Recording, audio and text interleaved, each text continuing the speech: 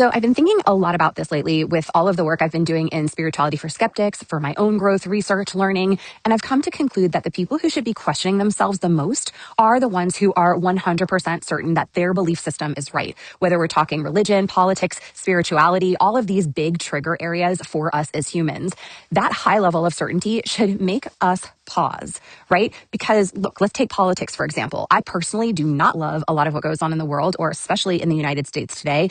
And I've also come to believe that it's impossible for us as humans to understand why everything happens the way that it does, and that we will only fully comprehend all of it when we are observing it as a soul from the other side.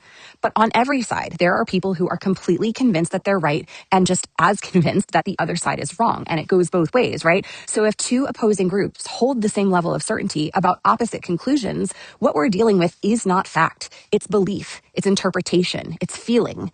And outside of the few universal truths like the sky being blue, most of what we argue about can't be proven beyond a reasonable doubt. And our opinions are not, and they never will be facts. And the opposing group, theirs aren't either. So rigid belief systems, that's what keeps us stuck. Closed minds disconnect us from each other and really from our own ability to grow.